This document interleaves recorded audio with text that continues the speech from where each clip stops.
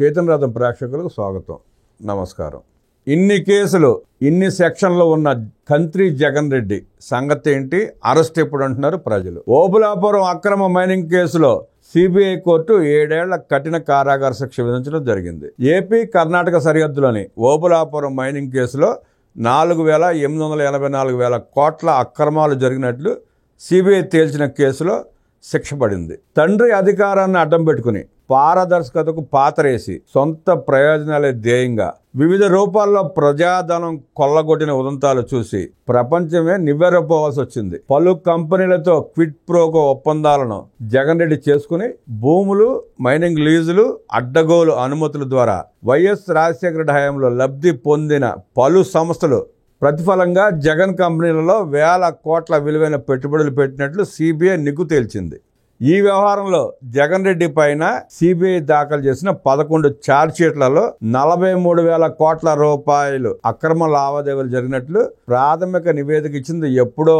వాటి ఆధారంగా ఈడీ నమోదు చేసిన మరో 6 మనీ లాండరింగ్ కేసులు సైతం విచారణలో ఉన్నాయి. నిజంగా జగన్ రెడ్డి తరహాలో ఏకంగా 11 అక్రమాస్తుల కేసులతో మొత్తం 38 కేసుల్లో నిందితుడిగా ఉన్న రాజకీయ నాయకుడు దేశంలోనే కాదు ప్రపంచంలోనే లేరని చెప్పాలి. కుట్ర, మోసం, నేరపూరిత నమ్మక ద్రోహం, లెక్కలు తారుమారు చేయడం, క్రిమినల్ మిస్కాండక్ట్ తో పాటు అవినీతి నిరోధక చట్టాల కింద జగన్ రెడ్డిపై ఎఫ్ఐఆర్ నమోదైంది. జగన్ తో పాటు మాజీ ఎంపీ విజయసాయి రెడ్డిని ఈ కేసులో ప్రధాన నిందితుడిగా సిబిఐ పేర్కొంది.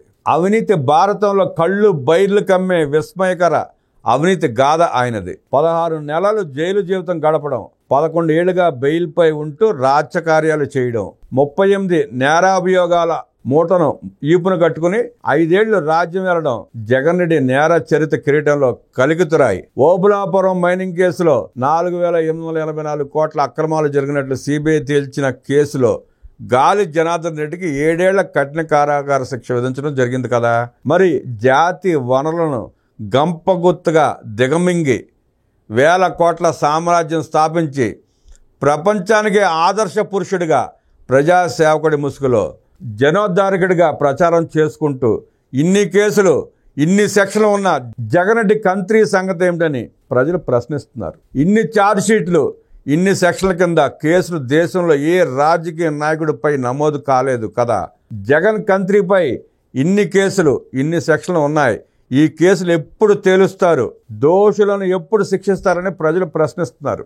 కోర్టుల ఆదేశాలతో జగన్ రెడ్డి అక్రమాస్తులపై సిబిఐ విచారణ చేపట్టి 2012 మార్చి 31న సిబిఐ మొదటి ఛార్జ్షీట్ను దాఖలు చేసింది.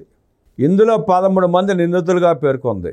ప్రధాన నిందితులుగా A1 జగన్మోహన్ రెడ్డి, A2గా విజయసాయి రెడ్డిని చేర్చింది. మహబూబ్నగర్ జిల్లా జడ్చర్లలో 250 ఎకరాలలో ప్రత్యేక ఆర్థిక మండలిని నెలకొల్పి ఏపీఐఏసి ఎకరాకు 20 లక్షల చొప్పున ధరను నిర్ణయించింది. తరువాత హెట్రో, అరవిందో కంపెనీల వారు తమకు ఒక్కొక్కరికి 75 ఎకరాలు, ఎకరం 7 లక్షలకు కేటాయించాలని దరఖాస్తు చేశారు.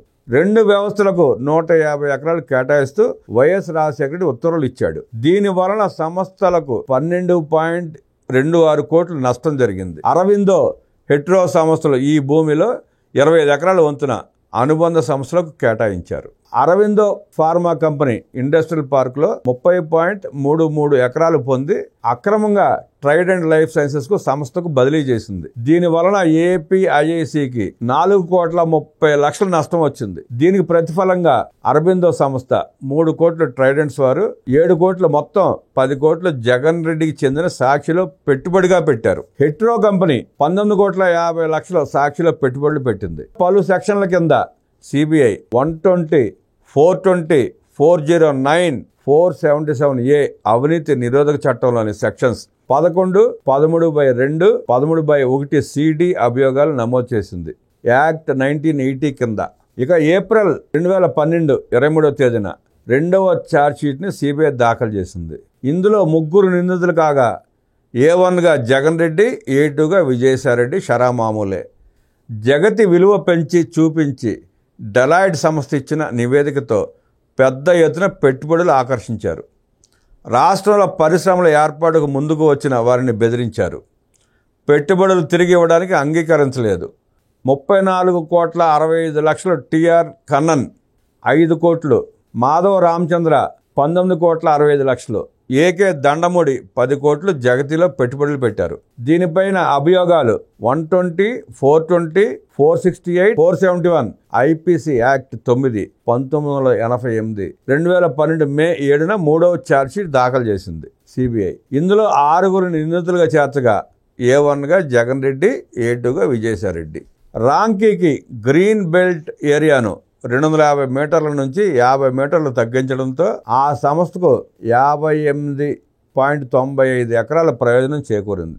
ఫార్మాసిటీ లోపల ఉన్న 914 ఎకరాలను ప్లాట్లుగా విక్రయించడం ద్వారా 133,74,00,000 రూపాయలను అక్రమంగా పొందింది.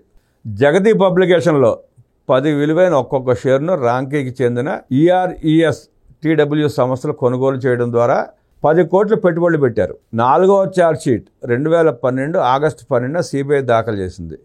ఐపీసీ సెక్షన్ 120B, 409, 419, 420, 468, 471, 477 అవినీతి నిరోధక చట్టం సెక్షన్ 9, 11, 12, 13/2 రెడ్ విత్ 13/1 సిడి కింద అభియోగాలు నమోదు చేసింది. ఇందులో 14 మంది నిందితుల్లో A1గా జగన్ రెడ్డి, A2గా విజయసాయిరెడ్డిని చేర్చింది. రాష్ట్ర మంత్రివర్గం 4,000 ఎకరాలను వాన్పిక్ పోర్ట్స్ లిమిటెడ్ సంస్థతో ఒప్పందం చేసుకోగా మంత్రివర్గం ఆమోదం లేకుండానే 28,000 ఎకరాలకు ఉత్తర్వులు ఇచ్చారు. ఈ ఒప్పందంలో BOT build own operate transfer తొలగించి 24,000 ఎకరాల ఇండస్ట్రియల్ కారిడార్ను నిమ్మగడ్డ ప్రసాద్కు కట్టపెట్టడానికి కుట్ర పన్నారు. దీంతో ఇట్ప్రోకో పద్ధతిలో ప్రభుత్వ నిబంధనలను ఉల్లంఘించి రాయితీలు ఇచ్చారు. దీనికి ప్రతిఫలంగా జగన్ రెడ్డి సంస్థలో నిమ్మగడ్డ ప్రసాద్ 855 కోట్లు పెట్టుబడిగా పెట్టాడు. 2013 ఏప్రిల్ 8న సిబిఐ 5వ ఛార్జ్షీట్ దాఖలు చేసింది. ఐపీసీ సెక్షన్ 120B, 409, 419, 420, 468, 471, 477A అవినీతి నిరోధక చట్టం సెక్షన్ 9, 11, 12, 13/2 రెడ్ విత్ 131 సిడి కింద అభియోగాలు నమోదు చేశారు. ఇందులో 13 మంది నిందితుల్లో A1గా జగన్ రెడ్డి, A2గా విజయసాయిరెడ్డి ఉన్నారు. జగన్ సంస్థలో భారతీయ సిమెంట్స్లో దాల్మియా 95 కోట్లు పెట్టుబడులు పెట్టినట్లు సిబిఐ నిర్ధారించింది. 10/9/2013న 6వ ఛార్జ్షీట్ సిబిఐ దాఖలు చేసింది. 8 మంది నిందితుల్లో A1గా జగన్ రెడ్డి, A2గా విజయసాయిరెడ్డి ప్రధాన నిందితులుగా ఉన్నారు. BCCI అధ్యక్షుడు శ్రీనివాస్కు చెందిన ఇండియా సిమెంట్ సంస్థ జగన్ సంస్థల్లో 140 కోట్లు పెట్టుబడులు పెట్టింది. ఇందుకు ప్రతిగా వైఎస్ రాజశేఖర రెడ్డి కడప జిల్లాలో 2 ఎకరాల భూమిపై ఇండియా సిమెంట్స్కు ఉన్న లీజును పునరుద్ధరించి ఇదే సమయంలో కృష్ణానది నుండి ఇండియా సిమెంట్స్కు 10 లక్షల గ్యాలన్ల నీటిని కేటాయిస్తూ వైఎస్ రాజశేఖర రెడ్డి ప్రభుత్వం జీవో 140 జారీ చేసింది.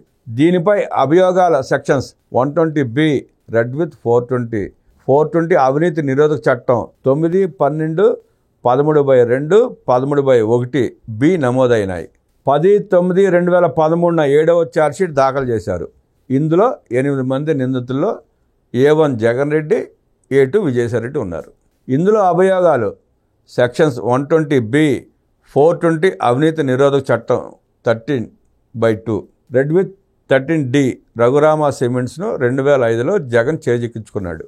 తర్వాత వైఎస్ రాజశేఖర రెడ్డి ప్రభుత్వం 2006లో భారతీయ సిమెంట్స్గా పేరు మార్చి కడప జిల్లా కమలాపురం, ఎర్రగుంట్ల మండలాల్లో పందెళ్లపల్లి, నల్లలింగంపల్లి 2038 ఎకరాల సున్నపు గనులు కేటాయించింది. కేటాయింపుపై సిబిఐ సమగ్ర దర్యాప్తు చేసి ప్రత్యేక ఛార్జ్షీట్ దాఖలు చేసింది. 10/9/2013న 8వ ఛార్జ్షీట్ను దాఖలు చేశారు. ఇందులో 8 మంది నిందితులను చేర్చారు.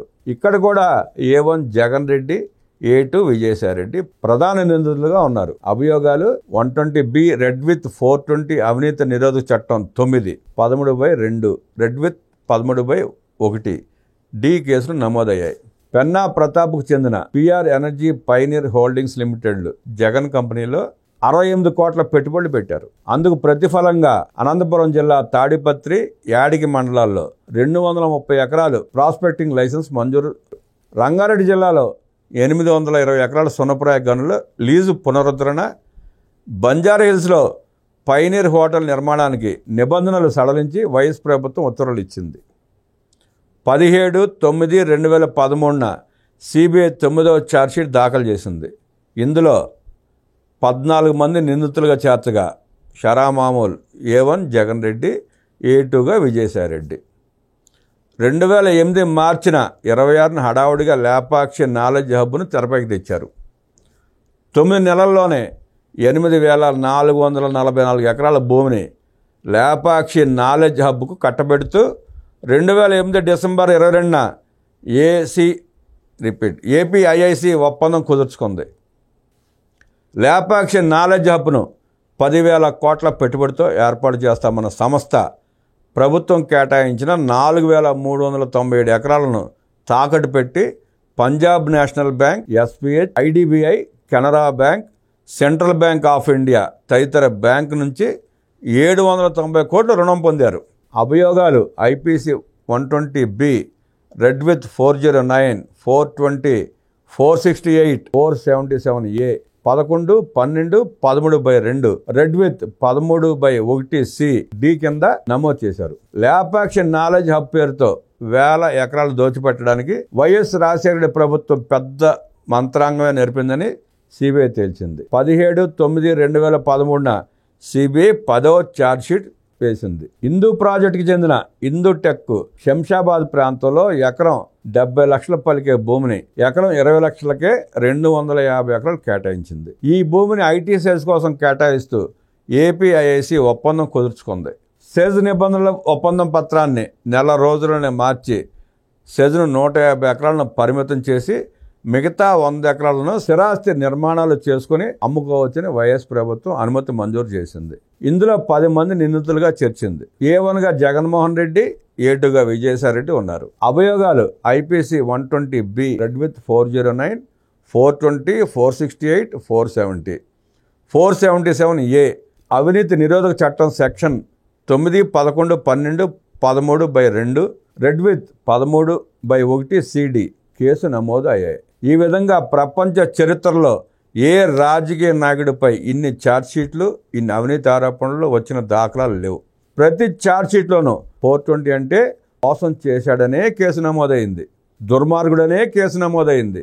అవినీతి రాజకీయ అక్రమార్కులకు, హంతకులకు సంకెళ్ళు వేయడంలో సిబిఐ, ED అసమర్థత, అలసత్వం, రాజకీయ జోక్యంతో బెయిల్పై బయటకు వచ్చి తాను దిగమింగిన జనం సొమ్ముతో రాజకీయ పార్టీ పెట్టి ధర్మప్రభువుగా ప్రచారం చేసుకుని అధికార పీఠం ఎక్కాడు జగన్ రెడ్డి.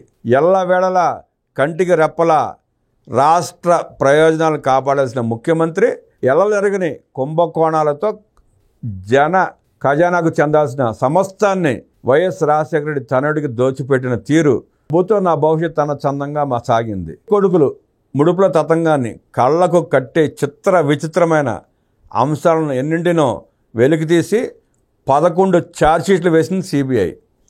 ఎన్ఫోర్స్మెంట్ డైరెక్టరేట్ 6 ఛార్జ్షీట్లు దాఖలు చేసింది. వేల కోట్ల ఆస్తులు జప్తు చేసింది సిబిఐ.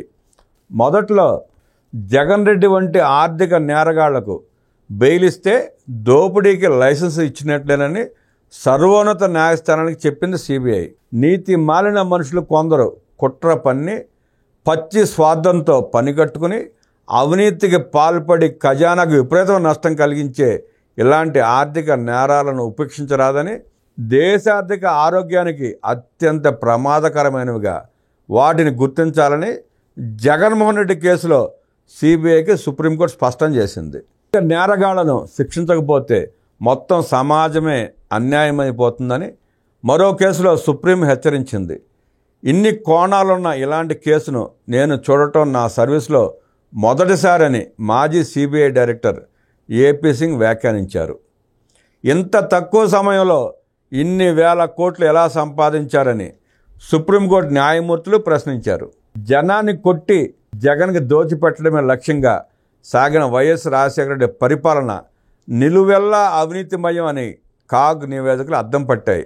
ఆయనకు సంబంధించిన కేసులు ఏళ్ల తరబడి జీడి పాకాలుగా సాగుతూ విచారణ అతిగతి ఉండటం లేదు.